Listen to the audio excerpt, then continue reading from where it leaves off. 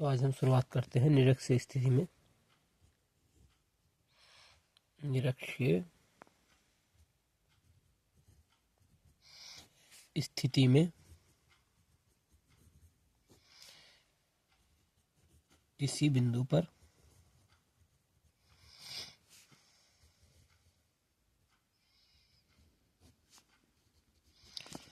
वैद्युत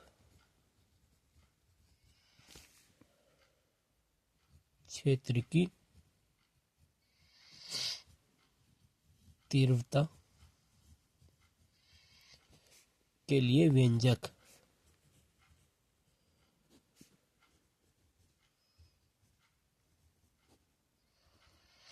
सबसे पहले हम इसके डायग्राम पे ध्यान देंगे। देखो, ये है कोई एक द्विध्रुव निकाय ए बी, जिस पर आवेश है -q +q, जिनके बीच की दूरी है 2l, मध्य बिंदु है O। तो l दूरी यहाँ से यहाँ तक की, l दूरी यहाँ से यहाँ तक की।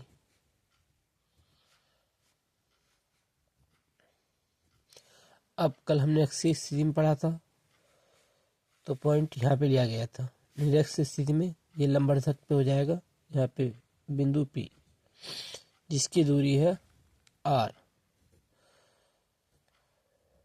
अब हमें यहाँ से लेके यहाँ तक की दूरी पाइथागोरस प्रमेय की सहायता से निकालेंगे। हमारा ये रहा, आधार हमारा ये रहा, तो आ जाएगा √ में r² + l²। यह आया है पाइथागोरस प्रमेय से। कर्ण का वर्ग बराबर लंब का वर्ग प्लस आधार का वर्ग। कर्ण हमें निकालना था, तो यह आ गया। लंब की वैल्यू r थी, ये रख दी, प्लस आधार की वैल्यू l थी, ये रख दी। स्क्वायर का बन गया √ तो यह आ गया √ में r² + l²।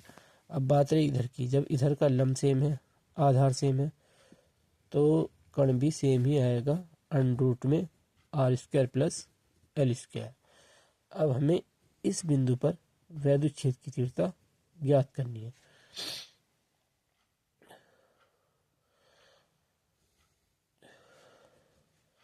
E1 E2। अब थ्योरी के अंदर हम ये लिखेंगे कि माना कोई वैद्युत निकाय ए बी है, जिस पर -q +q कूलम्ब आवेश स्थित है, जिनके बीच की दूरी 2l है, जिसका मध्य बिंदु O है। मध्य बिंदु O से r दूरी पर एक बिंदु निरक्षीय स्थिति में P स्थित है, जिस पर हमें वैद्युत क्षेत्र की तीव्रता ज्ञात करनी है। माना यह द्विध्रुव निकाय एक ऐसे माध्यम में स्थित है जिसका परिवर्तनांक k है। तब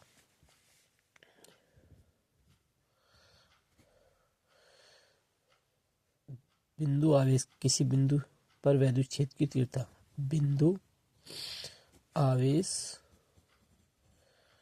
के कारण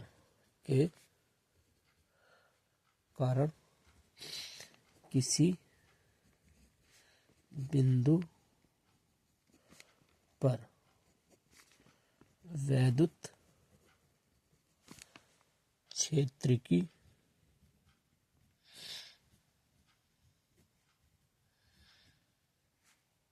तीव्रता, तो आ गया E बराबर 1/4 पाई एप्सिलॉन 0 K Q/r²। अब केवल इस फॉर्मूले में क्या है, वैल्यू पुट करनी है। वैल्यू पुट कैसे करेंगे, जब पहले बिंदु पे ज्ञात करेंगे E1 पे, तो E के स्थान पे क्या आ जाएगा, E1 बराबर 1/4 पाई एप्सिलॉन 0 K Q। पहले बिंदु पे निकालें, ये आ गया Q।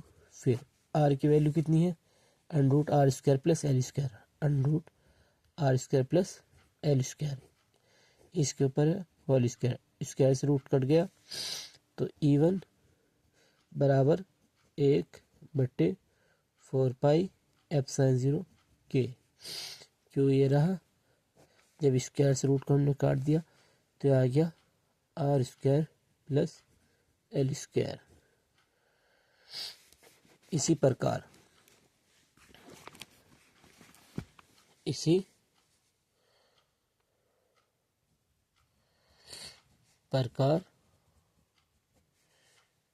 E2 बराबर 1/4πε0 के क्यू बट्टे R square plus L square, क्योंकि आधार सेम है, लंब सेम है, कण सेम है, तो जब सारी चीज़ें सेम है तो जो आंसर इसका है वही आंसर इसका आएगा।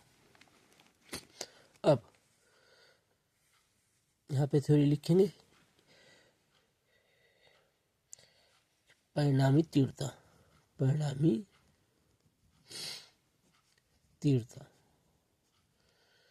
तो हो जाएगा आपका E बराबर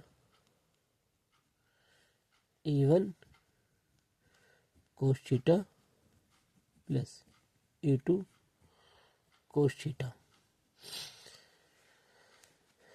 ये एक ही दिशा में है तो इस कारण जुड़ गए, जबकि E1 साइन थीटा से E2 साइन थीटा दिशा विपरीत होने के कारण कट गए। E बराबर E1 के स्थान पे ये वैल्यू पुट कर दो, 1/4πε0 के क्यू बट्टे R square plus L square into में कोस थीटा प्लस फिर E2 के स्थान पे ये वैल्यू पुट कर दो, ये आ गया आपका 1/4πε0 के क्यू बट्टे R square plus L square into में कोस थीटा। अब यहाँ से आगे दो तरीके हैं इसके। पहले तो ये कि दोनों सेम हैं तो इसे आप कॉमन कर सकते हो। दूसरा ये है कि 1 और 1 2, तो E बराबर 2 आगे आ गया आपका E बराबर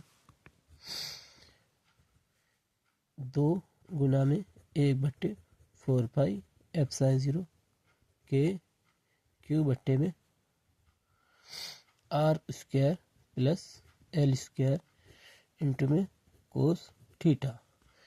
E बराबर 2 गुना में 1/4πε0 के क्यू बट्टे R square plus L square. Cos theta बराबर क्या होता है, आधार बट्टे कण। आधार की वैल्यू कितनी है आपकी L, और कण की कितनी है √ में R square plus L square. इस वैल्यू को यहाँ इसके स्थान पे पुट कर दो, तो आधार L और कण R square plus L square √ में, √ का अर्थ है 1/2।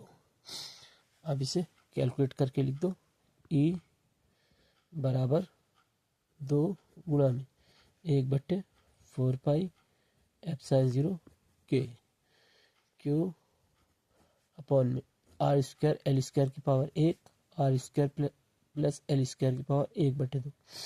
जब आधार सेम हो तो गुणा में घात जुड़ जाती है, यानी कि R square plus L square की पावर 1 और आधा 1.5 यानी कि 3/2, और ये आ गया आपका L।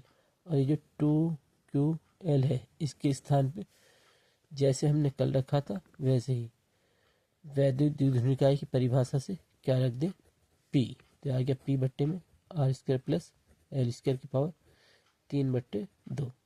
अब आर स्क्वायर की तुलना में एल स्क्वायर को नगण्य माना जा सकता है,